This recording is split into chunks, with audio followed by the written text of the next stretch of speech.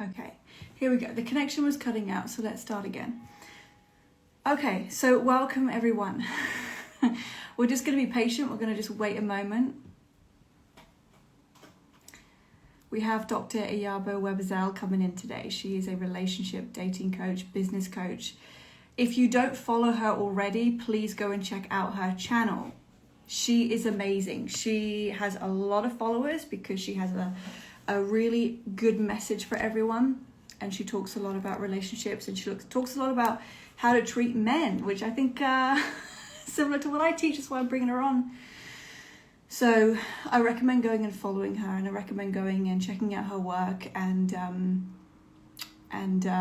giving her a follow, and maybe even working with her personally, because this woman knows what she's talking about. She does. It is 8 a.m. here. It's bright and early because it's 5 p.m. Eastern Standard Time, which is where she is. So it's 8 a.m. here. So luckily it's a bit cooler today, and it's been raining in the night. So I've got a bit of wet hair, going and running to get my coffee. But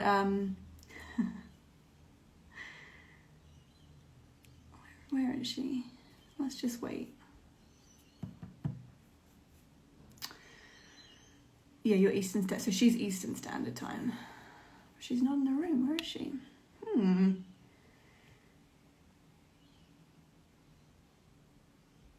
If you have questions for her, pop them in the question box, because then her and I can sit and go through them.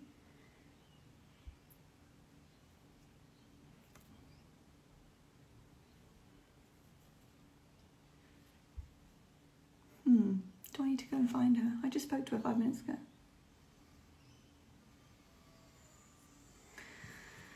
Huh. Okay, well, let's chat until she comes into the... Oh, there she is! There she is. Here we go.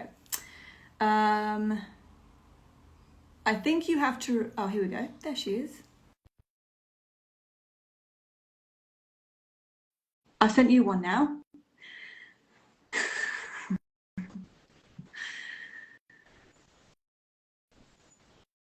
Oh, there you are. Oh there my gosh. she... Like, what's going on? There she is. I know, I was looking for her. I was like, what's happening? I can't, because normally the request comes Yes, through. I'm like, please, technology, cooperate with us. Don't do this. I know. Let me pop myself up. So this always cuts half your face off when you bring someone in. So I know. Yeah. Hi, Laura. How are you? Laura, right? Yes. Yes. I'm good. Oh my gosh, I'm my good. gosh. And I'm so excited to be talking to you, because when I found your channel and your message, I was like, oh, she knows. Thank you. She knows. She knows. I try. Thank you, thank you. And as soon as I saw yours, I've been binging on your on your content as well. Yeah, I have. But it's so nice to be here. Hi everyone. I'm so honored to be chatting with Laura today. Oh, thank you. And how are you? How are you today? I'm doing great. Yeah, it's 5 p.m. here. Yeah. I'm alone at home with Luna, the dog. Nobody else is here. My husband has my stepsons for dinner today, so they've all gone out. So I just have peace and quiet at home. So, Love that. yeah. Perfect. Yes, how are So you? perfect. Yeah, I'm good. I'm good. I'm curious to see what's going to come up today in the conversation, and what gems you're going to drop. You know, I'm blunt. I know, and And that's it's why just, I love you. it's just Literally, my I'm like, personality. I just spit it out as it comes, but it comes from a place of love. yes. That's usually the best way to get through to people. It's a lot easier just to say it as it is. And when you are connected to your heart like you are, people get the message. Yes. People hear you. Yeah. Those who need the message will get it. Exactly. Yeah. Exactly. Yeah. So how did you get into, because you're a relationship coach and a business coach. So how did you get into this work and creating a channel and putting the message out? Oh my gosh. I'll give you the abbreviated story. So I'm a pediatrician by trade. I'm actually turning 54 next month. I'm very proud of my age. I say my age a lot because I'm so proud of my age, because God has brought me through so much. But I'm a pediatrician by trade. Was married for 15 years, first time around. I was with him for 8 years prior, so 23 years of my life with my ex. I started my own business. I only worked for somebody for 9 months after residency. I started my business 20 years ago. I was born into an entrepreneurial family. Both my parents were entrepreneurs. My mom couldn't write English or speak English, but she was the best businesswoman you could think of. Confident, industrious, hardworking. So anyway, I started my business in Atlanta, my pediatric practice 20 years ago. And that has done so well. I started it from scratch, from zero, and I scaled it to millions of dollars. And it has really helped me become a millionaire in assets. It was hard It is work. It was hard work, hard work. but it was worth every single sweat. But somewhere along the line, I filed for divorce. My marriage just wasn't working out. You know, I don't want to go into all that. Unless you ask me later, then I can give you some details if appropriate. But I filed for divorce, and I was a daddy's girl. I was very close to my dad.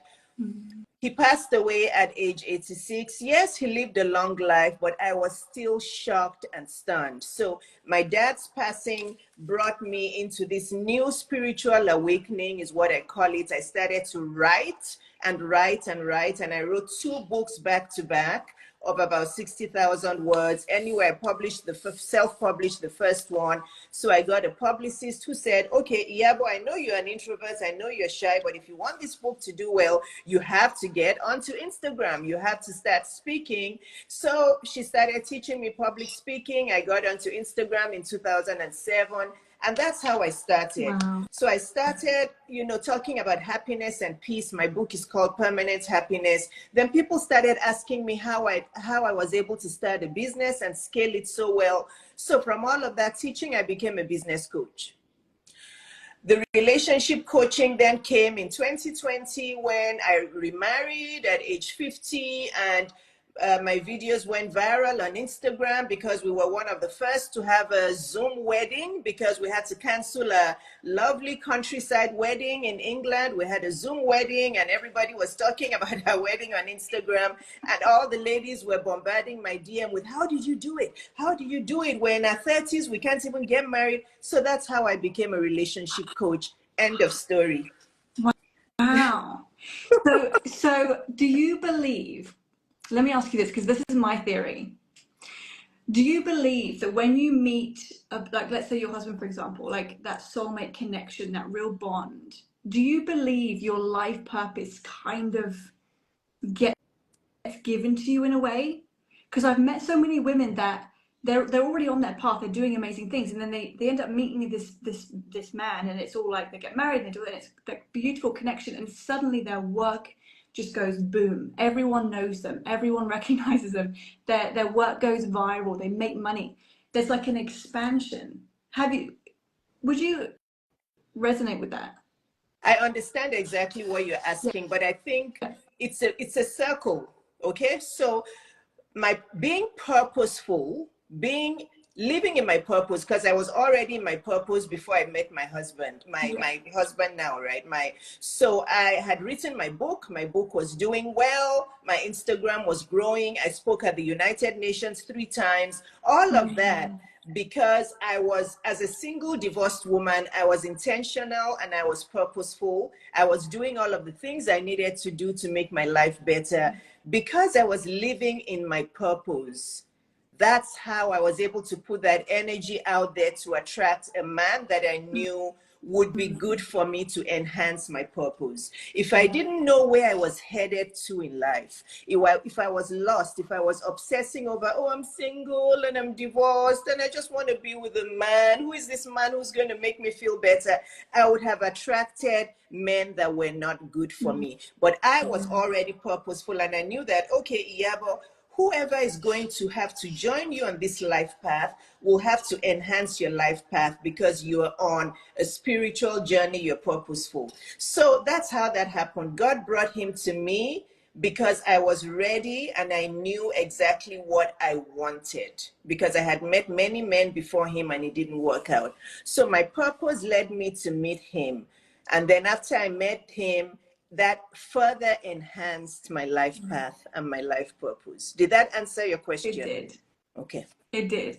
Because I do think it's very important, male or female, that we have a purpose and we have a goal. Yes. And that's really what makes you want to get up in the morning. Like, I genuinely love what I do. So I want to get up early and answer emails and questions and get on here and make content, because it fills my heart with so much contentment and peace to have a platform where I can express what I'm learning in my life and help others. And then it kind of comes back, right? It's a full cycle. It does come back to you karmically. Likewise. All that love comes back. Yes. So do you find, like, with the relationship coaching, do you find there's a pattern with the problems that men and women have? Like, I know my answer, and I notice, like, oh yeah, there's that cycle again. I see it, and I see it in me too. I always attract, I am my ideal client, right? We attract what we know. Yes. So I see patterns. Do you have your own set of patterns when yes, absolutely. I only coach women, but I do have a few men who come to my DM and they're like, they tell me stories about their wife and they're like, I'm glad you're posting this. I told my wife to follow you because, you know, etc., etc. But I only coach women because that's just a personal choice. Maybe in the future I will start to coach couples or, you know, whatnot. But there's a pattern. You know, I can coach in my sleep. I can coach with my eyes closed. Because it's all similar problems that women come with. You know, they may ask it in a different way, but it's the same common problems, young and old. And this is not just, you know, I don't want people to think, oh, you know, it's those young women, those 20-year-olds who don't know what they're doing. Actually, the problems cut across all ages. I have 60-year-olds who come to me and ask me the same questions a 21-year-old will ask. I resonate. Well, I guess love is always the same whatever age. But I noticed a year ago that, you know, that we have to sort of grow up in all different areas of our lives. You know, like, we have to grow up with our work stuff. Like, we have to be responsible and show up. We have to grow up with our friendships and be a good friend. We have to grow up and learn how to be a wife or a good woman for the right man. But what I noticed was that there was a gap with relationships where there were so many women that hadn't grown up in their relationships. So I was seeing the same thing, like, okay, like, I've known women that are in their 60s and they have the same problems as if they were 20. And in my head, I'm thinking, why have we not grown past this? What is that?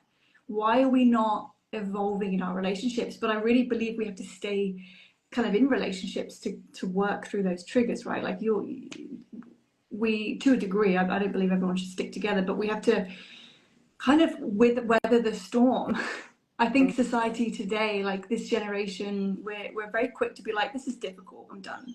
I don't want to do this. I see that all the time, but it's like we have to really learn to stay there and be with the triggers and be with ourselves, right, in the relationship. I'll disagree slightly with you on that. I think that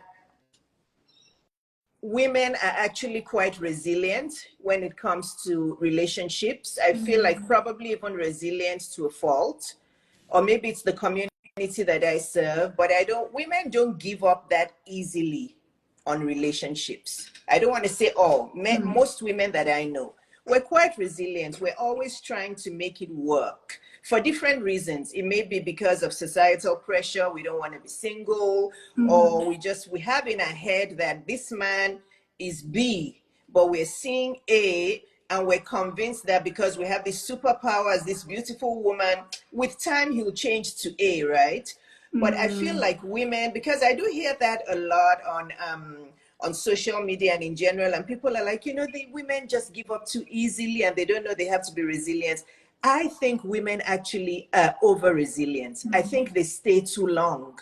You know, I was one of those. Looking back now, I'm like, why did I stay for those 23 years? The signs were there from day one, but we're always trying to make it work. We will get sick in the process. We will, you know, all of that. So I don't think that's the issue. I think the simple reason why women struggle so much in relationships is because, and when I saw the statistics, I was shocked. It's because, and I'll just summarize it, because so many women suffer from low self-esteem. We suffer from low self-esteem at different degrees. You know, we think we're too thin, we're too heavy, our arms are too big, we have an accent with this, our hair is too thin, our hair is too curly, it's too straight, we're not brown enough, we're not white enough. We're always questioning ourselves. We self-sabotage because we don't feel confident enough to show up in the world. Yeah, but that's good. That's it. That's it. Yeah. Because Yes. I love that, because you notice, I mean, I've experimented with this and I'm sure you have, because you come across as extremely confident. You pull people in Thank you. because you love yourself. So we all love you already. Like, people will find your page and go, I love her. Because I we're love you too. we're mirroring you, right? We're mirroring how you feel about yourself. That makes me emotional. But what I noticed was that when I really, I can be like that. I've stayed in relationships way longer than I should have done, like long overdue. We all do. Yeah. We've all done that because we are resilient as women, and we have to learn. For me, I went the opposite way. I was like, I can't keep being so resilient. I've just got to, if it's not right, just go. And then it was too far that way. It's like finding that middle ground. But I noticed that when I just kind of pour into myself, whatever that looks like, whether it's just a facial or going shopping or going out for lunch, whatever, just even the way I dress and the way I show up, it's like, well, if I feel good, the whole day goes in a really beautiful direction. And I kind of get everything I need done. Like, everything lines up, because I say to women, like, have your routine in the morning, whatever that looks like. Have a cup of tea, do your makeup, do your hair, whatever you do, because your day will continue to be beautiful if you feel beautiful. Yes. And if you show up like that. And I've noticed a difference in the past when I wasn't doing that. I really struggled in my relationships, but then when I learned to take care of myself and do that, it kept, the relationship it kind of sticks to you in a way. Yes. And it mirrors goodness back to you. It's definitely a thing. And I guess low self-esteem, as women, we want to find the guy. We have to find it in ourselves, right? We can't find the guy that's going to make us feel beautiful. We have to feel it already, and then it gets mirrored back. Yes. That's it. You said it, because you can be Miss World. You can be people can look at you and they can think, wow, she is close to perfection. She's beautiful. She has a lovely figure, and you can still doubt yourself. And you can doubt yourself to the point where if you meet a man with that kind of self-doubt and self-worth, you'll start to look unattractive to that man because you don't feel attractive. I've posted about this many times. I've coached many women who are stunning, and I look at them and I'm telling them they're beautiful on Zoom, and they're like, are you sure? But my skin, but my skin. And I'm like, you are stunning. And they're like, but my husband tells me I don't look good. I said, but how are you portraying yourself to your husband? Are you asking him questions? Are you asking him, what do you think? Do you think this once in a while is okay? Once in a while. Honestly, I don't remember the last time I asked Neil if something looks good on me. I don't, because I'm so confident. By the time I put my dress on, he comes to me and he's like, oh, wow, is that a new dress? That looks great on you. Oh, you have all these pretty dresses. And he's touching me and he's caressing. So I don't need to ask him, because I feel good. So you can, beauty, this is why they say beauty is skin deep. It doesn't, you can be the most beautiful woman in the world. If you don't feel beautiful, and if you don't, portray yourself as beautiful, everybody else will look at you as unattractive. Because you're constantly asking your husband, what do you think? Do you think I look good? Do you think my waist is small enough? Do you think, it's like, so at the end of the day, you can be Miss World, but if that beauty is not in your soul, you're going to portray unattractiveness to the world. And it's so true. Yeah, it's so unattractive. Yeah. And a lot of women suffer from this. And this is why we are seeing this epidemic or pandemic of plastic surgery. Laura, don't let me get into this. The BBLs, my African sisters and my Hispanic sisters with all the BBLs, they're on social media, they're at the airports, they're at the grocery store. And I'm thinking to myself, I am working out to try to tone up my butt. Yeah. And some people think that some flabby things that you have to inject in and endure surgery. You know, I'll stop here. I don't want to make this a plastic surgery. It's all low Well, self-esteem. it is. I actually have so I record my reels ahead of time and I schedule them.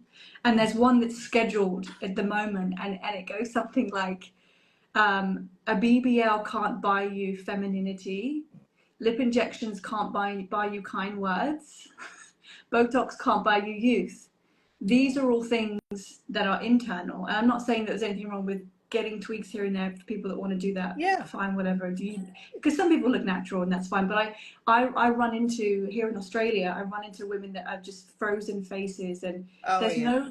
The thing is that it feels very masculine. It's not soft and comfortable, and like women, we have this warmth to our faces, and when you smile and the lines, it's like it's very warm and it's friendly. Yes. But these women with these frozen faces, it's very masculine. And even the implants, I've spoken to men that have said, like, we just prefer natural bodies. Yeah. Just have a natural body.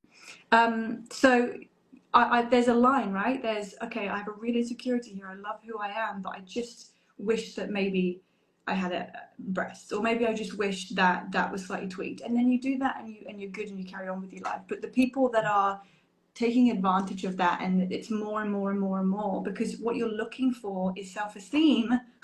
Yes. And that's all internal. That is all internal. It's honestly, for me, I just advise women with plastic surgery, it's best just not to start, because it's very addictive.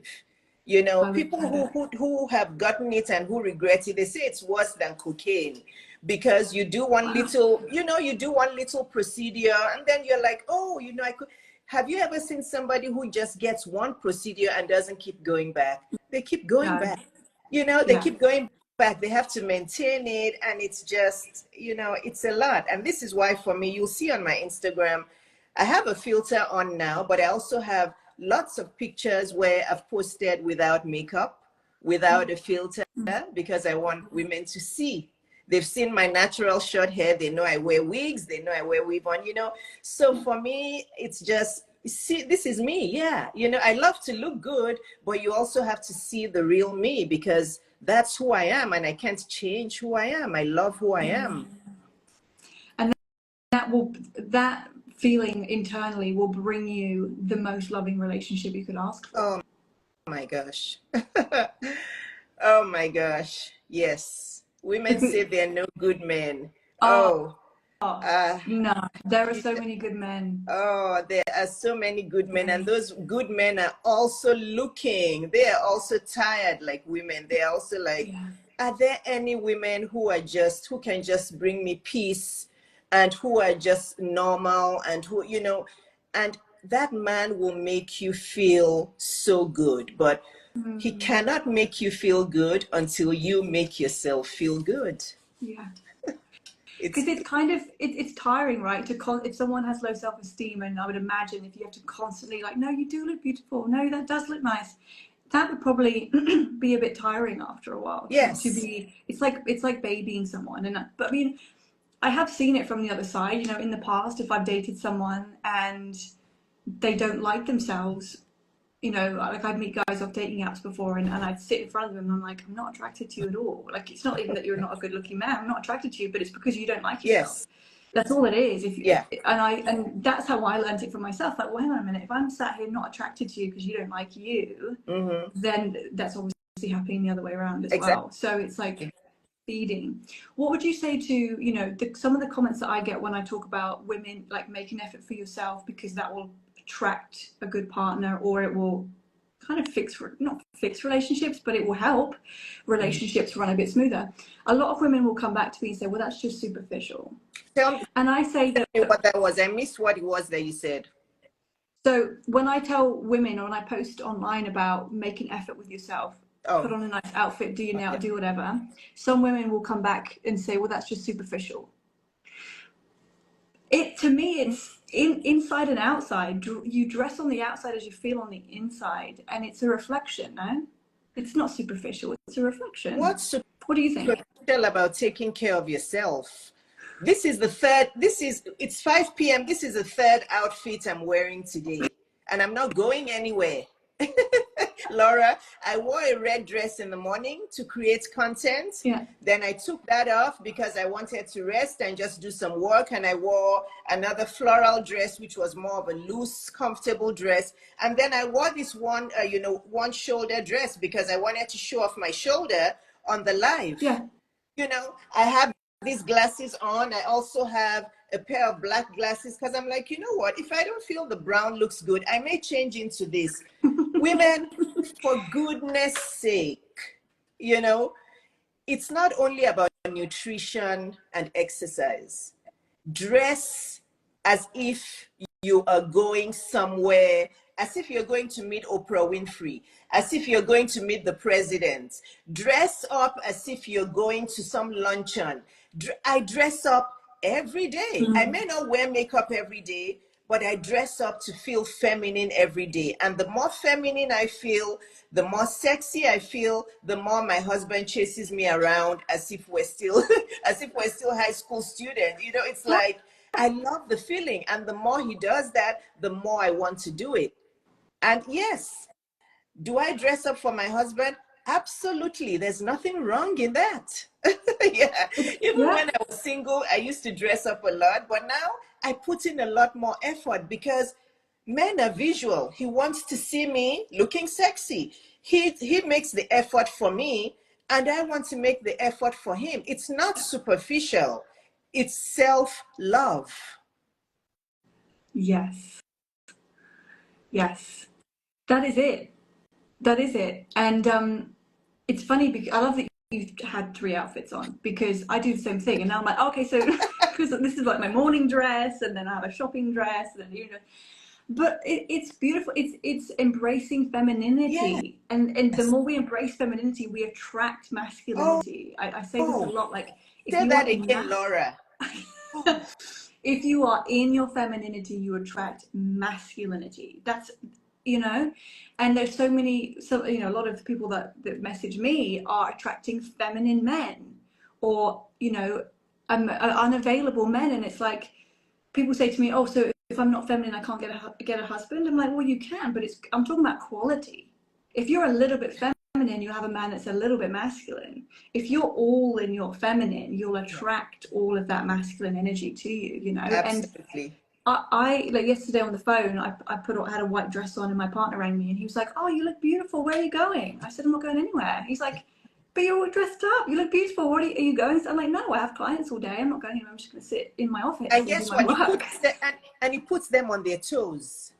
It puts men on their toes because when my husband was going out to pick up the boys and he saw me all dressed up, he walked downstairs, and then he does this a lot, and then he came back upstairs and he said, oh, I forgot to give you a kiss. And then he gave me a kiss. But I could tell the way he was looking at me like, I hope she's not going somewhere, or, she looks so, but he knows I dress up. But it puts them on their toes, and this is, women do the opposite. Women, women, and I don't do that on purpose to make him scared or worried or whatnot, but it's my confidence and all of that, that shows and oozes. So I'm not doing that to make him feel like she's so well dressed up. Where's she going? But I can feel that energy in him sometimes. I just dress up to be at home. And if he's going to run an errand, he's like, oh, are you going out for lunch somewhere with a friend? I'm like, no, I'm just home. But he likes that. Yeah. Men are visual. Oh yeah. Men are visual. Yes. And I think as women we have to realize that. Yes. Because I've met women that say, well, this is just me.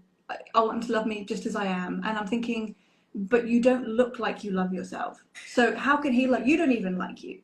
But it's a way of us, this is what I think, because I really do dress up just to go and get a coffee. Some women don't want to be seen. That's what I think it is, because when the way I dress and go and walk a block down the street to get a coffee, I get noticed, and I'm aware that people are looking at me, men and women, because they're like, oh, she looks like, was she going somewhere? There's a curiousness, like a curiosity. But when we just throw on a pair of sweatpants and a hoodie and go to, sneakers and go down and get a coffee, no one's going to notice you. So I feel like Well, women it are all really comes back trained. to the self-esteem. They're hiding. Those Okay. women are hiding. They're so self-critical that they don't want people to see what they have imagined in their head that they're lacking. Yeah, they're so Yeah. self-critical. So I know those kinds of women, they cover up, or they just don't want to be seen, or you can even tell from their body language, they're, kind of like hiding. It's the self-esteem. And that comes from, I'm not blaming women for that, but that comes from maybe many failed relationships, what they saw their mom doing, being so self-conscious and being so body conscious, or maybe so many men talking negative to them. So this is why women have to heal. I had that in my first marriage where, my ex would say negative things about me, like point at my face, because of course I was going through stress and I had acne all over my face. I remember one day when he said, have you looked at your face recently? Do you see how ugly you are? Honestly, and my daughter was within earshot, and I'll never forget that day because I believed him. I looked in the mirror and I literally started crying silent tears. When you've cried and cried and you've screamed and you don't have any more energy and the tears are just rolling down, and so women go through this and they stay. At least I left. Women will stay in that kind of situation and they start to believe it. I have a friend who, I don't know if she's still married to the guy, because she blocked me several years ago because I was giving her good advice, true advice. She said whenever they went out to the beach with her husband, she was black and he was white. She said she noticed that he would always ogle the white women and they were always the super skinny ones. And so she started feeling like maybe her legs were too big. So she would ask him. And he said, yeah, you should get liposuction on your thighs. And she went to get liposuction. Laura, not once, not twice, 3 times to suck the fat out of her thighs, because she felt like her husband wanted a woman with thin legs. That hurts to hear that. That's, But yeah, that it happens does. so much more commonly than with no. Yeah. Women, are constantly trying to twist themselves and reshape themselves so that men can accept them. Yeah. Yeah. It's very damaging to go through something like that and to stay. I mean, I've been with, I was dating a guy for a few months once, and he would literally look me in the eye and go, "You're ugly, you're worthless, you're useless, no one's ever going to want you."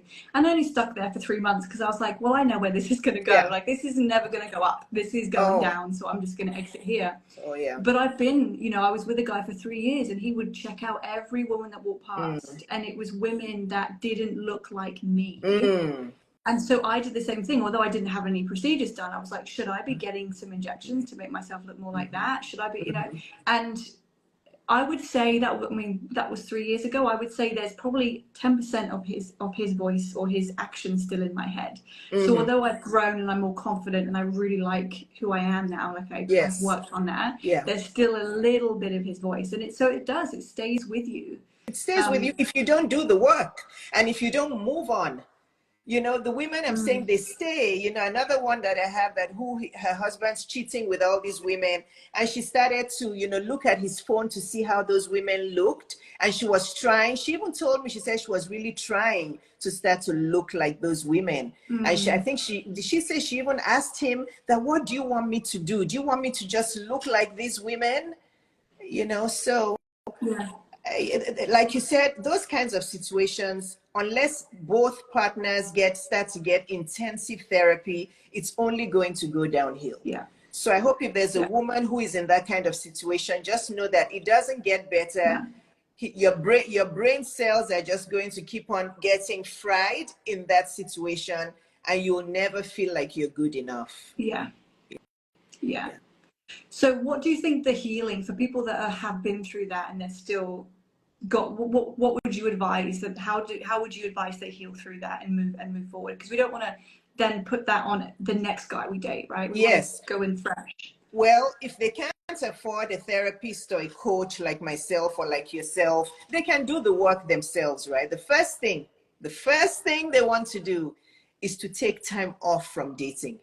The worst thing you can do is leave that situation and then jump straight into dating or jump into another man's arms. No, I would say take a minimum. And women don't like to hear this. My pastor said this in church, and I took 2 years off. And right after those 2 years off of no dating at all, I met my husband a month after that. Okay? So women, you need to take off at least 1 year. If you've been in that kind of toxic, abusive relationship or marriage that we're describing here, where you were called names, where you started to feel like you were not good enough, take time off. Focus on yourself, revamp your nutrition, travel if you can afford it, spend some time on your own, write a book, journal, spend time outside, take up a hobby, take time away from yourself. That's your healing. Journal about all of the things that you tolerated in that relationship or marriage, and promise yourself that you're not going to do that anymore. Look in the mirror, talk to yourself, dance naked, look at yourself. You women, let me tell you something. We have to start practicing looking at our bodies naked. Yeah. Okay? Many of you can't look at yourself in clothes, talk less of naked. When was the last time you stood in front of a mirror naked? You may think my tummy is flat when I am online and everything. No, when I stand naked in front of the mirror, I've had 2 kids. My belly folds over that part. You know what? I'm not body shy at all. I'm 54 years old. I don't really care. Look at yourself in the mirror. Look at those boobs that have headed south and talk to yourself and say, I'm so happy, I'm healthy, I'm beautiful. Talk to yourself naked. So take time off, journal, do the things that you love. If you can afford a coach or therapist, absolutely do that as well. Okay, and all of the other things that are common sense, you need to block him. Don't let him have access to you. Yes, block him, because otherwise he'll reach out to you if he sees you're moving on, and he'll try to get back in. Once a man who has abused you sees that you're thriving without him, they're running back to you. And you may think, oh, you know what? Maybe I should give him another chance. No. So block him, block his relatives, block his friends, block everybody that may have contacts with him, and just be a rebirth of yourself. That's how you're going to heal from that person. Because in a way, we can't heal if that environment is still open, right? If they have access to it. I'm a blocker. I'm a blocker, 100%. I'm like, I don't even have a problem with that. Block. No problem, because I can't be trying to heal and then you're messaging me or trying to ring me. Yeah. Or even thinking you might even be able to see my Instagram. Yes, or his friends, or his friends, or his relatives coming to you and saying, oh, Laura, you know what? He's a changed man. He's sorry. No, he's not. No. It's because he sees me thriving. Yeah. They can't handle it because they think that once you leave them, you're going to be a wreck. My ex told me, do you think your life will amount to anything without me? No, your life will amount to nothing without me. Well, they say if you look at a couple that breaks up, the person that has the glow up afterwards, they weren't the problem in the relationship. They say the one that you know what I mean? Absolutely. Because when we're in our feminine, like when we're powerful, when we own that we contain this feminine magic. Yes. When we take ourselves away from a man, that man, in a way, it's like, I've just seen it. Their life kind of goes a bit south. I've seen that because we as women, we just pour love and energy and you know what I mean, and just nourishment, heart nourishment. And as soon as we take that away, that's how I heal. It's like, you know what, I don't have any revenge. I'm not going to punish you or anything. I'm just going to leave and take everything from here away from you. I'm taking all that light off of you. And so now you can see yourself. And I've seen, men that I've messaged me 4 years later, 3 years later, and I'm not saying it's because of me, but I'm like, wow, what happened to you? Because when I was with you, you were actually a very powerful man. Now look at you. Now you're now you're this softie. Now you're this humble softie. Oh, yeah. I know. People shift. Yes, and when people are being loved, they have a different vibe to them. I'm just going to go to people's questions. And I do want to say this before you go there. I want to remind women about this, that many women think femininity means being weak. and being this softie and this woman who doesn't talk and just accepts everything. That's not femininity. Okay, women, I want to remind you that femininity is actually very powerful. A feminine woman loves herself. She's actually quite outspoken in a feminine way, in a polite way. She's not screaming or yelling or whatever. But a feminine woman actually knows how to communicate what she needs and what she wants. A feminine woman is not, okay, whatever he wants, let him just do it. No. A feminine woman is, honey, I'm sorry, what you just said is not something I'm going to tolerate. Please don't talk to me again like that, honey. Yeah, don't do it anymore. It hurt my feelings, and I would prefer that you don't talk to me again like that. That's femininity. And it gets the message across, and it does create the change. Yes, it does. That will create the change. I've done that myself. I'm like, oh yeah, I like the way you just said that. Can we not do that? Can we Yeah. not? Like that was painful. Yeah. And then it's never happened again. Yes. Whereas if you go at, if you launch back and you're like, well, why did you say that? Why did you do that? No, they're not hearing you. I've learned that from experience. And if we're too soft, it doesn't land. It doesn't So land. it's just finding that sweet spot. Yes, you have to sit up straight. I always tell women, when you want to talk to him, sit up straight and smile. Make sure you have that. You can be serious and still have a smile and just say, honey. No. Yeah. I love that. That's the boundaries. Yes. I think we have to learn that, because I call it the dark feminine, where we have that boundary, that protective barrier around us. Yes. And the more we actually have that around us as women, the softer we can be, because we know that we need to say what we need to say when we need to say it. But when we don't have that, we can kind of soften, and we're softening because we don't trust ourselves, or because we're afraid to say something. Exactly. So we have to be our own. That's our own masculine energy, right? We have to have our own container. And it's because it gets us results. That's why it makes us more feminine. When we communicate like that, we see that he gets us, and he actually changes when we talk like that, rather than yelling or saying, you know, no, it gets you results when you're composed and you're humble and you're polite. It will get results. And the more results you can get from your partner or your husband, the more feminine you'll be. Yeah. So guys, let's bring up some questions. I know people have been, I haven't been reading it because I've been listening to you. I'm your guest today, so I'm just, it's nice to be the guest and not be the person interviewing. I understand. Yeah. I'm going to let you look at the questions. Okay, so we have one. These are actually the two similar questions. What do you suggest to improve mental self-esteem? Have you kind of covered that, or would you want to say something else about that? Yeah, I did cover that. Mental self-esteem, you cannot develop mental self-esteem if you're constantly around people. Okay?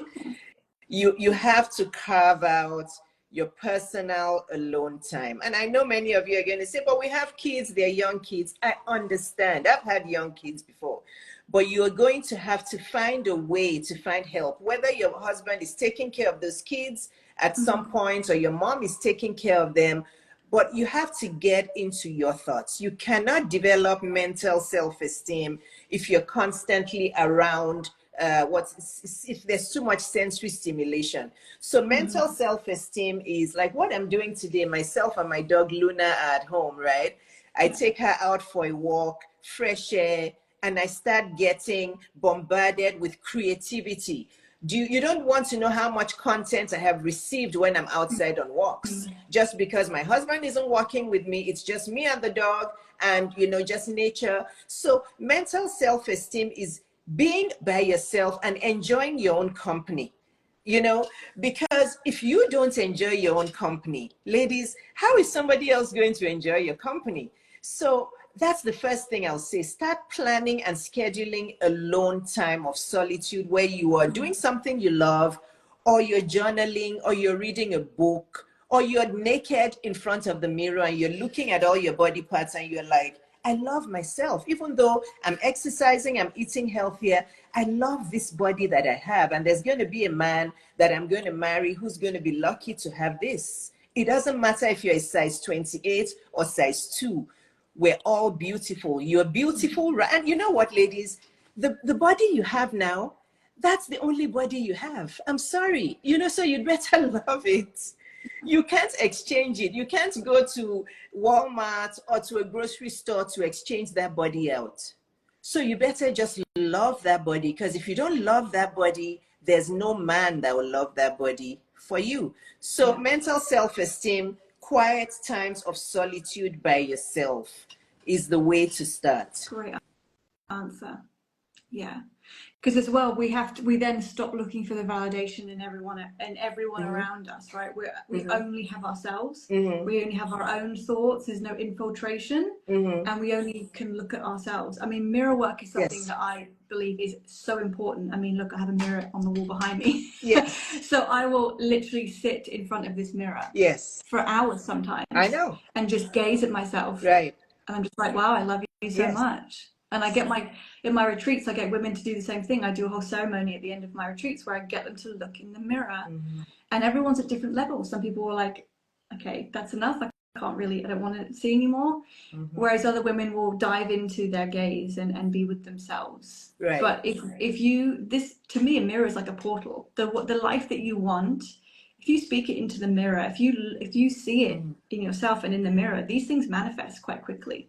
To be, you know what I mean? So looking in the mirror is extremely important. It is. And I'm glad you said that. Yeah. What do you think causes low self-esteem? We've kind of covered that already as well. And is it related to childhood trauma? It is in many cases, yes. Yeah. I would agree. And failed relationships. Some people didn't even have childhood trauma, but they've just had failed relationships, and that has really made them doubt themselves and have low self-esteem. Yeah.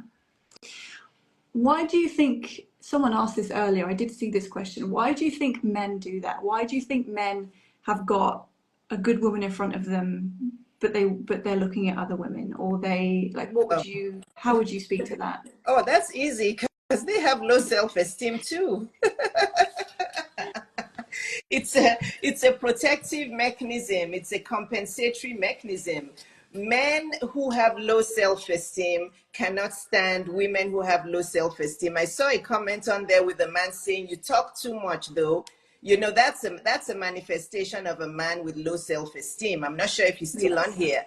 No, I removed him immediately. Oh, yeah. You know, so, but I saw that because that happens, you know, so those are people with low self-esteem. People who have low self-esteem cannot handle people around them who have solid self-esteem. So remember that if a man is criticizing you, you are not the problem. He's the problem. You know, a lot of men, actually, many men have low self-esteem. And I want to say that the low self-esteem men are usually the ones that come across as arrogant and narcissists, because they're over exaggerating their masculine in order to compensate for that brokenness that they have inside of them. Yeah. And unfortunately, I've learned that the hard way of being with those types of men. And you know, it's interesting because, like, the example I gave with one of my last relationships, the one that said, "No one's ever going to want you. You're worthless. You're useless." That was always Mum used to say to him. She used to say to him, "No, I don't want you. Go and find someone who will adopt you because I don't want you." Oh my God. And you know what I mean? Like, how that's your mother. That's your the first woman that will ever love you is treating you that way. That is going to damage you in some way. Yes. And so that was all he would say to me. But it's just an internal dialogue. But I didn't click that until I left and was like, oh, wait a second. So if I don't receive criticism now. I don't think my partner's ever criticized anything about me that I can think of right now. But if I was to, even like my comment section, the criticism that comes through from women even, I think, wow, so that's how you feel about yourself, is it? Oh yeah, join the club. Okay. Oh my gosh, I just laugh when I read some of the comments. They're more damaging comments from women than from men, and I just chuckle and laugh because I'm like, you guys are on the wrong platform, because the person you're talking to is solid as a rock. I don't, you know, there's nothing you can call me whatever. It's just I have gone past that in my life. In fact, I'm not even sure I honestly want to humbly say I've always had really good self-esteem. But, you know, my marriage did rock me a little bit, but I quickly got out of it. But yeah, there are many men with low self-esteem there. When you see a man who's very kind and humble and respectful and soft-spoken and isn't carrying his masculinity in front of him, that's actually the masculine man. Yeah. Okay? Women, so please don't get it wrong. Women think that masculine means, you know, the man who, you know, who has that, you know, that air around him, like, you know, who are all these, you know, I'm your king. And my African men like that. They like their women calling them king. Yeah. No, nobody's my king here. I'm not calling any man king. Yeah. The only king I have is Jesus Christ. Okay? Women, you can call your men kings. I have a problem with that. I'm a unicorn. I'm talking to my African sisters this time. I don't get it why you would call your husband king. But if it makes you happy, do that. Because honestly, I feel that it gives younger women a disordered perception of what it means to have a partner or a husband. It does. You can be in your 50s and think it's okay to call your husband king. Remember, our daughters are listening. Because how do you explain? My daughters ask me all the time, they're like, a lot of your friends, when we look at their Instagram, why do they all call their husbands king? Is that a husband's meant to be your king? And I have to find a way to explain it. You know, but a man like my dad, I always describe my dad, he was very humble, very soft-spoken. Oh, he treated my mom like a jewel. My mom was, you know, she talked a lot like me. She was quite talkative, you know, but my dad was the humblest, quietest, but he protected my mom. He protected us. He made us safe. He, you know, would drive me back and forth from school. That's a masculine man. A masculine man is a protector. He's safe. He makes you feel safe. He makes you feel good. He makes you feel loved. He's humble. That's masculinity. Humble. Yes. I love that you added that. He is Yes. humble. Yes. Very. Do you know Lisa Nichols? Yes. Well, I don't know her Yeah. personally. I know her on social media. Yeah. So she got married a few years ago, and she said she knew her partner for like 9 years before they got married, and she said that when she met him, he said to her, "I've just been waiting for you to let the alpha men go so that you could have a masculine man," because he said to her, these men that come in, I'm the alpha, I'm going to protect you, and I'm going to do this. He's like, those guys come and go so quickly. He said, but a And they're the masculine weak man ones. is waiting in the background. Yeah. Yeah, like the solid, just in the background. And it's funny though, because when you're used to the alpha or something like it, like I used to jump into relationships really quickly and dopamine hit and like, oh, this is great, and then of course you go into this like push and pull horrible dynamic. When I met my partner, I was very confused because he was so slow and steady. He was like, well, I'm not going anywhere, and he never has gone anywhere. And you know what I mean? And I was like, this is really weird, like this isn't going quick enough, or you do. And he was just like, no, we just keep going. We're just going to keep going and build. Love builds and love grows, and I was so confused by that. Yeah. But my whole demeanor softened. Yes. And I met that soft version of me that I'd never met in my whole life. And I was like, okay, I might not understand it and it might be really different to what I'm used to, but my body is telling me that she's really enjoying this relaxed, resting version of me. And that's what masculinity does. So if women are confused about, is he masculine, is he not? Your body will tell you everything. If he's pretending or being alpha, your body will be a bit confused. You'll be like, oh, I don't know. You'll feel like that pull, like push back, like the nervous system is like, I don't understand, right? Yes. So we have to listen to the body. And you get mentally exhausted. If you're with a feminine man or a man with low self-esteem, you just get emotionally and mentally exhausted because you're always confused about, how does he feel about me? Why is he treating me like this? Why won't he? When you're with a masculine man, oh my gosh, you have peace, you glow. Everything is just easy because, you know, it's just easy. It's a masculine man who he will lay down beside you and put his head on your chest and fall asleep. That's a masculine man. That's not a feminine man. That's a masculine man. You know, so I think that women think about the opposite. They think femininity in a woman is this weak, timid woman, and they think masculinity in a man is a man who's like, how can I sleep on a woman's chest? How can I, I'm going to, I'm going, no, you sleep over there, get me a pillow, or, this bragging. They think that's what masculinity is, but that's not, because masculinity, a man who is feminine and who has low self-esteem is going to wear you out. Oh, yeah. You're going to get mentally exhausted because you'll never feel safe. That's it. And I think that's pretty obvious from the beginning. Like, you can, if I'm coaching someone that's dating, mm-hmm. and they get home after that date and they're exhausted, that's true. Bad sign. That's a really bad Laura, sign. You're right. That's so true. Yeah. Yeah. Well, I know I experienced it with the guy that I told you about. I got back from the first date with him and I was exhausted. He talked and talked and talked. He hadn't really let me say much, and he drained me. And I was like, oh, that's probably not a good sign. And then obviously I continued, and then I was like, wow, this guy's actually really not a very nice person. Yes. But, when you meet the masculine man, when I had my first date with my partner, I didn't want to leave. When he hugged me goodbye, I wanted to literally just melt into him. I know. I'm finally safe. Yes. Yeah. It's so true. Yeah. It's so true. But women have to do the inner work before they can recognize everything we're talking about. Yeah. You can't just get out into the field and know there's no way you'll know the difference. Mm-hmm. You're going to keep on having a disordered perception until you do the work within yourself, to love yourself, to care for yourself, to know who you are, to be self-aware of what you need, to know what your purpose is. You may not even be totally clear of your purpose, but why do I wake up every day? Mm-hmm. What is the meaning of my life? Mm-hmm. My life is not just for me to meet a man or to have kids or what is the bigger purpose of my life? Why am I waking up every day? Who am I serving? What am I doing? What makes me tick? What makes me happy? Those are the questions women need to be asking themselves. And once all those questions start getting answered, the man will walk into your life and you'll be like, what? But that's because you still had work to do to be able to attract those kinds of men. Yeah. And I think it's good to not look and chase, but to really bring that focus to, like what you said, to the self.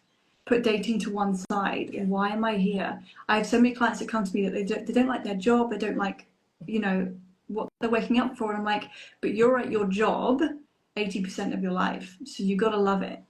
And if you don't love it, and if there's no room for you in these companies, you've got to create your own. Yes. Yeah.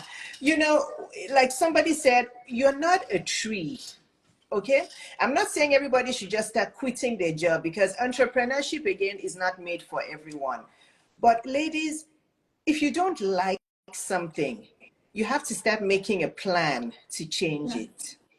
I'm not saying you should jump from here to there, to there, to there, but you have to start making a plan to change, to figure out, okay, I don't like this job. What do I really enjoy? What kind of job am I going to do that will make me feel alive again? And start planning towards it. Because if you keep doing more of the same thing, you're going to keep getting the same results. Yeah. It's okay to change. It's okay to pivot. It's okay to move on and do something else. It's fine. Yeah. And as women, we're always changing and growing. We have to keep up with ourselves. Yes. Women that are stuck doing the same thing and they don't love it, it starts to numb. You see it in women, it starts to numb them a bit. And you can see there's no energy, life behind their eyes. Yeah, and then once you start having children, it's so difficult because once you start having children, women just feel stuck once they start having children. And I always tell the women who have children also, you don't have to feel stuck. You ask for help. You're going to have to cut your budgets to the point where, you let go of all of those other accessory things and maybe pay for a babysitter or pay for a nanny or something, and just get out and be yourself, because your kids want you to also do things to nourish yourself so you can be present for them. So women, please be resourceful. I like that word, resourceful. Whatever it is that you long for yourself, whatever it is you desire for yourself, it's all possible. You know why? because somebody has done it before. Okay, and they don't have two heads. So whatever it is, dream big, want big, need big, and make a plan. Just make a plan. It will happen for you, but don't stay in the situation because you just feel I'm too old, it's too late, I'm 50 something years old, who will want me, who will know? You can be 89 years old, you can still achieve your dreams. I love that. That feels like, because I know I've taken an hour of your time. Oh, that's fine. You know what? Anytime I have a guest, I tell them 1 hour and I keep them for like an hour and a half. So I was ready. I'm like, I'm going to be that victim today. Yeah. Okay.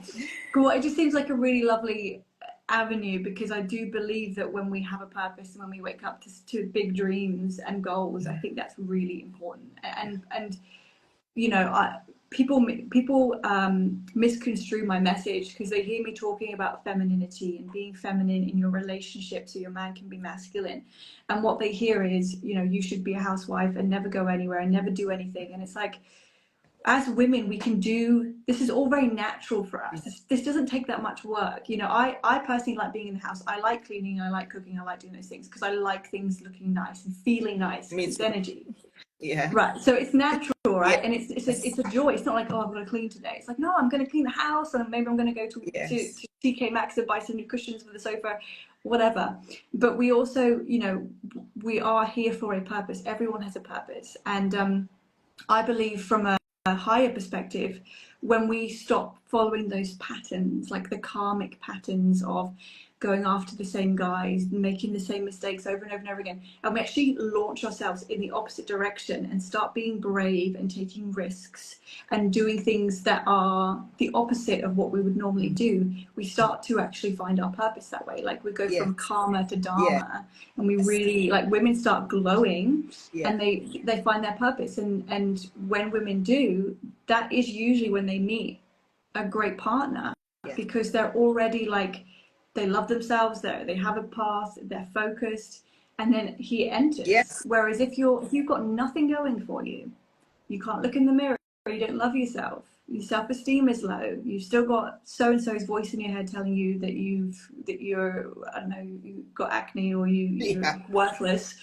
then, you know, all you're going to do is bring in the same guy in different shoes. That's always going to happen. They're going to keep attracting the same, because you don't have a purpose. You if you are purposeful, you're more likely to attract a man who's also purposeful.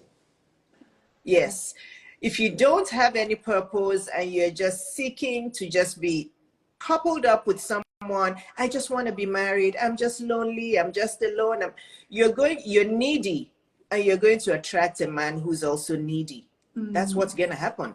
Because men who abuse women, they're needy to, you know, because they have a void. You know, when you're an abuser, you have a void within you. You know, if you're somebody who loves yourself and you're content and you love the world and you're just like, I just want to help, I just want to have peace, you don't have a void within you. You're full. And that's why you have so much to give. But men who abuse, they have it's like, just think about a big circle in their heart. They have a big circle, a big void in their heart. And the only way they can fill that void needs love. That void needs nurturing. That void needs something. So what they're going to do is they're going to find a woman there, and they're going to use that woman to fill up that void that they have. By controlling her, by abusing her, that's what will make them feel good. But if you see a man who's purposeful, who's done the work, you know, who's just humble, who's kind, he's full up. So he has so much love to pour. Imagine two people who are full up of love, of tenderness. They meet each other. Just imagine the beauty of it. But if you are needy, if you have a void in your soul, you're always going to attract men who also have a void in their soul. Yeah.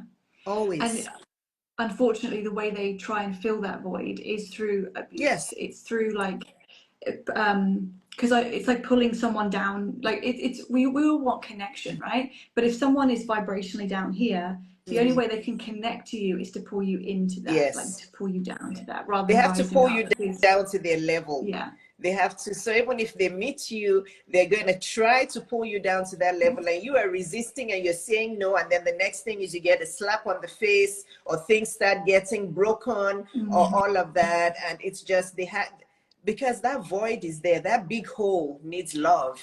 And unfortunately, as their wife or girlfriend, you cannot fill that void. They have to go away and do the work, because you were not their parents. You didn't bring them up. You were not the one who was responsible for their childhood, or where they saw their father beating up their mom and they haven't gotten the therapy. So women, stop trying to be therapists for men. It's an impossible job. You're going to make yourself sick, and you may even die in the process, either from chronic illness or at the hands of this man. yeah. Okay? So, stop trying to be that therapist. Just hands up and say, you know what, I love you, but I'm going to leave you and move on. But do it safely so you don't get killed. Yeah. What type of woman would end up in those situations, do you think? What's the woman feeling, or where is she at? Because I work with it, I've been it in the past. Like, it's low self-esteem, of course. But what about the fixer? Because I get, the fixer man syndrome. Yes. Yeah. So the women who end up in that situation are women who don't think they're good enough to attract a good man. Okay? They've already, and I know it's all part of low self-esteem, but they're telling themselves in their head that, you know what, I'm not good enough for these men that Dr. Iyabo is saying. How am I going to attract this kind of men? So they're just going to settle for a man who on the outside looks like he's a provider. Women are always, and I've been trying to teach women, please take this thing about provider out of your head, because it's making you run into the wrong arms. So they get this man who looks like he's a provider, showers them with gifts, Louis Vuitton bags and trips and money and all of that. He love bombs them to draw them in. Yeah. He love bombs them to draw them in, and they're like, oh, this man is a provider. He's giving. He's very, what's the word? He's very generous. He's a very giving man. He draws them in, and then that's it. And then these women get trapped, and then the abuse starts. The abuse will go on for a few weeks, and then he'll love bomb them again. So it's that roller coaster relationship. So it's women who are always in their mind. I feel like not really fixed that they're always giving excuses for men. They will always tell you, oh, but Dr. Iyabo, but he changes though. But he's very nice. He gives me gifts, and he takes care of the kids. He pays all the bills. He's very generous. He gives my mother gifts. He's actually a really nice man. But this is the same man that gave you a black eye the other day. So in their head, they're always trying to give him excuses, because they pick that little niceness in him, and in their head they're like, he's just having a bad day, or he's just, I don't know what that's called. I'm not a psychiatrist, so I don't know what that's called, but it's those women who, again, like I said at the beginning, they see something, they see the color blue in front of them, and they call it red, because there's some times that they feel good, and all they remember is those times they feel good. They don't remember the black eye. They don't remember the push. They don't remember the names he called you in front of people. They just remember the day he came home with a gift. I don't know what that's called. I'm sure maybe the holistic psychologist will know what that's called. She knows all the names of what those things are called. I can describe them, but I don't know what they're called. Yeah, I don't know the name of it, but I from what I've studied, I know that it's a coping mechanism, right? Because we're being so abused, we can't actually. The only way to stay is to create an illusion or a fantasy. I mean, Yes. kids with ADHD, they'll do that because it's like, I don't feel safe, so I'll go into my head and just tell myself a different story because I can't leave. Yes. And we see that a lot. And women making excuses for men and what they've been through. Oh, well, he had a tough childhood. Yeah. That's not an excuse. Yeah. That's funny Somebody because said everyone's trauma got a tough bonding. childhood. Yeah, someone said trauma bonding. I guess that it is similar to trauma bonding. Yeah, Yeah. yeah, yeah. Yeah, I see That, that a lot. I don't know about the women you coach, but I actually see that a lot in the women I coach. You know, yeah. men, their husbands cheating on them over and over, and they're still like, Dr. Iyabo, I know what you're saying. Mm. I know you're saying he's cheating, but he's also a very good father, though. He takes care of the kids and he provides for the kids. And I know what you're saying, but he's going to change. He's Mm. going to change after he's cheated on about 5 or 10 women, and you've treated how many STDs and counting, and he's going to change. So I see a lot of that. So maybe it is called trauma bonding. I don't. Yeah, I mean, our trauma attracts someone else's trauma. Yes. So it's like the shadow selves are drawn together, but not the more present self. And I can always spot it in people I talk to, because as they're telling me about this man, I can feel that they're lying. And it's not that they're lying to me, they're lying to themselves. Yeah. And I'm like, something's off. You're not telling me the truth. No, this is everything. I'm like, no, you're Yeah. lying. You're not, like, you're lying to yourself. Tell me the truth. And then they start going, well, I suppose there's this and there's that. And then we start breaking that illusion. Yeah. And it's tough, because when you really see someone for who they are, it's painful. But we can't keep living in denial and living in a fantasy relationship, because every time that man shows you who he is again, you get disappointed, and that constant disappointment makes people sick. That really does. It does. And it's just it's a very unfortunate way of living, because many women are alive, but they're actually not living. When you hear women's stories, you're like, this woman is breathing, her heart is alive, everything's ticking, but she's actually not living, because you can see it in their eyes that, they feel stuck, they feel trapped, but they just cannot leave this man. And their life is just passing by. And what hurts me the most, Laura, is that when kids are in the mix, this cycle keeps getting passed on to the kids. That's what makes me, because I tell these women, a lot of them have younger kids. A lot of the women I coach are in their 30s. I don't know why women in their 30s are so attracted to me, but 30s, maybe early 40s, and many of them still have young kids. And when I say, do you know that your kids are feeling all of this? Oh boy, he's only 3. He's only 5. I don't think he knows. I'm like, a 6-month-old can feel what's going on. Yeah, we can feel it in the womb. Yeah, Even when you're in the the womb, any living thing can feel it. You have a dog at home. If you and your spouse are fighting, your dog can feel the energy. Yeah. Your 6-month-old can feel the energy. So don't say they can. You'll be surprised what kids hear. I'm a pediatrician, and when I'm talking to kids and I hear what they tell me, oh, and mom told dad this, and dad told mom this, and the parents are like, what? We thought we were whispering. Kids hear everything, and unfortunately, what we're experiencing, it gets exaggerated in the next generation. Yeah. Women say they're staying because of the kids, but they're actually ruining the kids' lives by staying. Yeah. Because you're teaching that child this is what love is. Yes.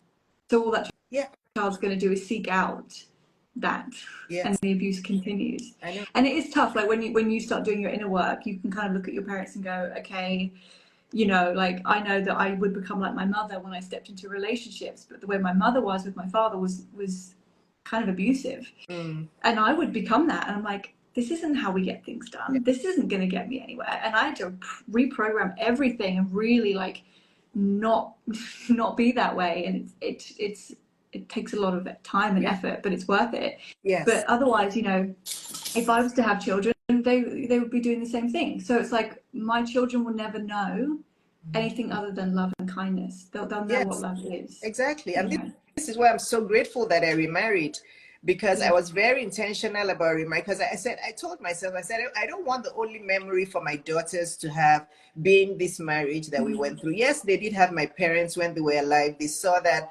lovely bond between their grandma and grandpa. But I said, I would always pray to God and say, I want my kids to see me in a marriage, to see me remarry and see what true love is. And they see that with their stepdad, they saw it with their granddad and grandpa, and they saw it with my husband's dad, who, when I met my husband, his dad was 89. He passed away at 91 or 92, and he always carried the picture of his late wife in his pocket. That was the first thing Mr. Award showed me when he saw me. He was like, Iyabo, look, this is Margaret. You see, her picture is laminated. I carry it everywhere with his nice British accent. I carry it everywhere around with me, and he pops it back into his pocket. The first day he met my two daughters, Moni and Rennie, let me show you Margaret. Let me show you Margaret's picture. This was the love of my life. So I'm glad that my daughters see all of that, because kids are going to do what they see you doing, not what you tell them to do or what you tell them not to do, because that's hypocrisy. There are many women who stay in abuse, and then they tell their kids, don't ever do this. Don't let any man cheat on you. Oh no, that's not going to work. They're going to do what you're doing, not what you tell them to do. Children mimic everything. Yes, they do. Copy everything. Yes. And it goes, especially the first 7 years, like when their nervous systems are developing. Yeah. All of that is imprinting in them. Yes. All of it. Absolutely. Yes. The first 7, you're right. The first 7 to 10 years, they say by the time a child is 11 years old, you just need to pray and fast and hope that they'll be okay, because a lot of what is going to form in them has been formed. Of course, therapy and love and kindness and all of them can still shift. But a lot of their formation is done in those. In fact, you know what? The brain continues growing and growing and growing, they say, until 26, right? But, by that age, 10, 11, a child is usually set in their ways. Yeah. When I studied Ayurveda a couple of years ago, and the teacher there would say that to us. He'd say, once the child hits 8, 9, 10, that's it. That's who they are, and that's imprinted in them. And so if anything happens, those years are crucial. Those are where everything gets printed in, and they're now going to live their story through what their nervous system is set to. So if a child's nervous system is set to abuse, disorders, panic, feeling unsafe, they're going to seek that. And a man who is all of those things is going to look so delicious to that woman, because that's her nervous system says, I recognize that, that's familiar, that must be love.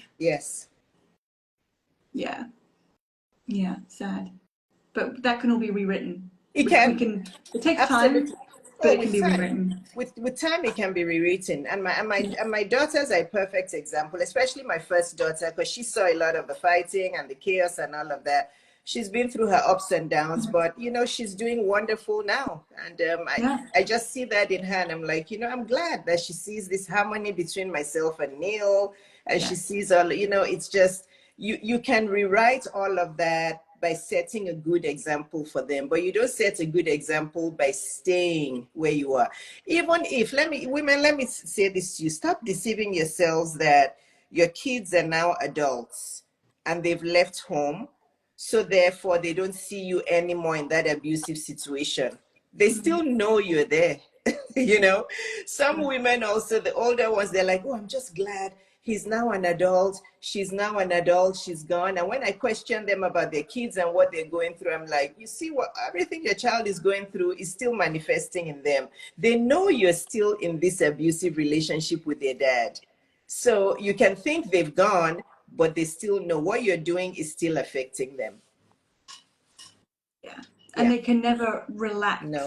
Their nervous system never relaxes because they constantly know that you're there. Yes, they know you're there. They know you're still being cheated on. They know that he's probably still emotionally abusing you, probably still hitting you. They know you're still there, and it's going to affect all of the choices that they make.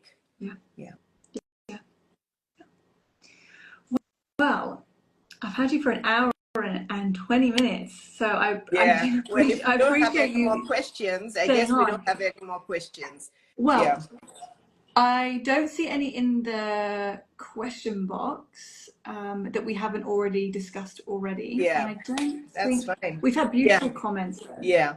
We've had lovely Women love to compliments. come to the DM. I tell them, you don't ask Yeah. questions when I go live. And then as soon as I log off, right? Yeah. As soon as I log, it's like Miss Ma. As soon as I log off, then my DM, and I'm like, I don't answer questions in my DM. You're going Yeah. to have to sign up for my coaching. Yeah. But when we're live, they don't take use of the opportunity. But that's okay. They're probably shy or something.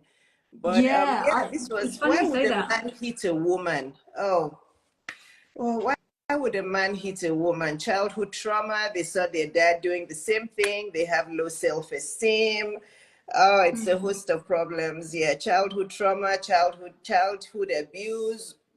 So many things. Yeah. Yeah. Yeah. It's that cycle again. Yes, it's the same cycle. Most of them saw their dad doing the same thing, hitting their mom, and they think it's normal and they do it. You know, they have low self-esteem, they have that void, they have that brokenness that they've never really taken care of. It's just really sad, and women should just not tolerate that. Women, please, the first time your husband or your partner starts to get aggressive, or he yells at you, or he gets, combative, or he breaks something. There was a woman that told me that I should have known, because when we were dating, he would get angry and he would just smash a glass on the floor, and then when we got married, it got worse. I said, stop ignoring red flags. Yeah. Yeah, stop ignoring red Yeah. flags. But Laura, this was amazing. You are going to come to my platform. You'll be my guest, I right? would love to do Of that. course, I would yeah. love to do that and meet your beautiful following and have Yes, more of these conversations, yes, because this is what women really need to they hear. do. And when, like I said, when I found your platform, I was like, she knows. I was like, this woman knows what she's talking about. Thank And you. I literally binged. I probably watched, I don't know how many reels. I scrolled down and I was like, Oh, right at the bottom, I was thank like, you. Thank you. feed this Well, Laura, there are information. 2 questions. Do you have time to take those? I think now they're warming up. It's always the way. It's Yeah. always the way. Yes. It's up Let's to you. do. I'm happy to answer them, but if you have to go, I also respect that. I've got 5 minutes. If you want, yeah. If you want to answer them, by all means, please do. Yeah. Yeah. Let me see. Do you want to read them or should I look? So Let me see. let's have a look. Is it okay to talk about your past relationships with a new guy whilst in the talking stage? Uh, I wouldn't, because how's that going to help anybody? Okay, so it depends on what stage you're at. If you're not yet exclusive, if you're still getting to know each other, the first date to 10th date or 12th date, you're still getting to know each other. If he asks you, there's a polite way to answer. Okay. Oh, so what happened in your last relationship? So how many guys have you dated recently? Oh, you know what? I'd rather not talk about that. Let's just get to know each other. I would rather keep that personal. It's okay to say that. It's a boundary. He's not your mother. He's not your judge. He's not your coach or therapist. Just tell him you'd rather not talk about that. It's a personal thing you'd rather keep to yourself. That's it. I wouldn't answer that question until much, much, much later. Maybe after you've been exclusive, you've known each other for several months, 9 months, 1 year. That's not a question you guys need to discuss, Yeah, really. Right? What do I you think, agree. Laura? Well, I don't think I've ever had a man ask me that Yeah, on a date. yeah, I well, don't. it's I don't think. some do. But And it's usually the ones who are insecure who ask those questions. Yeah, some do. ah, Some have asked me when I was dating, and that's how I would answer them. I would say, you know what? I just want to enjoy your company. I just want us to get to know each other. I would rather not discuss my past relationships, and yeah, they should respect that. yeah, Yeah. yeah. I agree. I mean, I've had. I do think if you're in the talking stage or you're on a date with a man and he does talk about his ex, and he talks about her very negatively, that's a red Yes. flag, because he's still angry with her. And what will happen is that you will replace her, and he'll be angry at you, and you haven't done what she did. Yes. So I would say if a man wants to bring up his past and talks, and because I've experienced that where they're like, oh, she was crazy, right? That's a red flag. She was crazy, she did this, she did that, and it's like, okay, you're not over that yet, you're still angry, and I don't want to be her, and I don't want her punishment.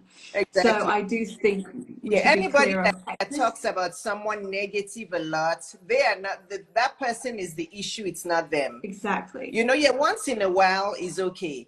But if they're constantly doing it, they are the issue. So this is the last question, and we're going to go. Laura, she says, I've been seeing a guy that I used to see years ago. He texts me every day, but I still feel that, we're not getting any closer. What should I do? Trust your gut. Okay? Trust your gut. If the relationships must progress, okay? If you start down here today, over the next few weeks, you should start feeling much nice, safer and more happy about the relation. You should feel like, oh, wow, you know what? I'm getting to like this guy. He's prioritizing me. He's planning dates. Things are going really well. If this relationship flatlines and it's not progressing, you're wasting your time. He's stringing you along. He has other things he's focused on, and it's not always women. Don't think that he has other women. Maybe he's just, into his job, or he's into himself, or he's just not ready for a relationship, but that's not your business. Okay? Your business is not to find out why the relationship isn't progressing. That's not your business. Your business is to say, you know what? We've been trying to get to know each other for a while. I don't feel this relationship is going anywhere. I'm going to have to end it, but I honestly wish you all the best. End it and move on. Yeah. Because time is precious. Yes. Time is precious, and it's like I hear stories of women that really, like you said at the beginning, stay for too long, and it's like if you don't know by now, or if nothing's moving forward by now, that's telling you everything you need to know. And I do feel that with men, they teach you so much by what they do and what they don't do, what they sacrifice and what they don't sacrifice. And women look for men that are, oh, I love you, you're beautiful and communicative and do but these are really just words, and men can lie. We know men lie. We know men can lie. So it's like, what's he doing? Exactly. And they'll say what they need to say to get where they want to get to. So it's like, well, what are his actions? Even if he's busy, can he still show up for you? Can he still make some space for you? Can he still get to know you? Is he gracious? If there's a problem, is he gracious when he communicates? Is he still soft when he communicates with you? Or does he get angry? Like these things, like that tells us everything we need to know. Women need to watch men rather than listen. They need to watch and observe and then be honest with what they're seeing. Absolutely. And I'm going to say this, then I'll be quiet. But women, I know it's the era of social media. It's the era of WhatsApp and texts and phones. Please stop getting caught up in all of these electronic, like I posted the other day. Many of you are in make-believe relationships. If you're not meeting this man face to face, okay? If he's not planning dates, or some of you will say, oh, but he calls and we talk for hours, and he FaceTimes me and we talk for hours. Those are all fake relationships. They're make-believe. Okay, if this man is not making the effort to actually meet you in person, to hold you, to touch you, to kiss you, to see you in person, to fly from wherever he is. Many of you are in long distance relationships, not you flying. He's not flying down to meet you. He's not planning dates. You're deceiving yourself. Phone calls and texts and WhatsApp and FaceTime they're temporary ways of communicating that should lead you to in-person interactions. Okay? A man who wants to make you become a pen pal or phone pal or WhatsApp pal is wasting your time. So please get out of this electronic communication thing. A man who is interested in you will not be able to wait to see you in person. He will, right, Laura, isn't that true? He will 100%. Be hurrying to meet you in person, to hold you, to kiss you, to hold your hand. Stop being deceived. I had to say that on this platform because many women are in fake relationships. Yes. Sorry. Yeah, and I see that, and it wastes you. You have to be in each other's lives. You have to be in his world. He has to be in your world, because if you're just texting or calling, you're not experiencing each other's world. He could be doing anything. We don't know him, and I do believe men like to be around the women that they love. They will find a Right. way to be around. So, we like, I don't know. Some people really waste a lot of years. Well, They I've do. known him for 2 years, but I've never met him. You've given him 2 years of your life, 2 years of your life, and you've never met him, and he's never made the effort to come and see you. Oh, we FaceTime. That's not the same. That's not the same. People will move mountains if they want something or if they want someone. Yeah. There's never an Never. excuse. Yeah, so I'm glad you Never. said that. Yes. Yeah. Yeah. Well, listen, thank you so much for coming on and Thank you, answering these Laura. questions and giving your energy and your time and your gracious feminine energy to all my followers. We all need more Thank you. feminine energy in the platform. So I really appreciate you and all the work that you're doing and everything. If people want to work with you, where can they find you? On my Instagram, I'm most active on Instagram. Just follow me at Dr. Iyabo. Send me a DM and just say, I would like to enroll in your one-on-one coaching. I don't have any group coaching. And the least expensive coaching program I have is $2,000. It ranges from $2,000 to $25,000. Yes, that's how much it costs to have me Yeah, it does. one-on-one. So if you want to enroll in my one-on-one coaching, either send me a DM and I'll send you the link, or just go to the link in my bio or to my website. It's very easy. Everything is spelled out there. You'll see my 3-day program, you'll see my 1-week program and my 8-week program, but I only coach one-on-one. I also have a book you can buy if you don't want to enroll in my coaching. It's about happiness. It talks a little about relationships, but it's mostly about happiness and peace. So yeah, everything is on my Instagram. Just click the link in my bio. Easy peasy. Easy peasy. Done. And Easy I'm also on peasy. YouTube. I have over 400 videos on YouTube. So binge on my YouTube videos as well. Perfect. Well, thank you so much for coming on, Thank and you, I will Laura. look forward to doing this again Yes. over on your side of the Yes. woods, Very and we'll soon. make sure. Yes, and we'll make sure we get this. This will be posted so people can rewatch this. They can find you. I'll add you as a collaborator so people can watch this on my channel or your channel. Yes. Easy to find. Yes. Thank Thank you you. so much. Thank you, I'm Laura. very grateful. Thank you. Thank Thanks, you. everyone. Thanks, everyone. Bye-bye. Bye-bye. Bye. Bye. Bye.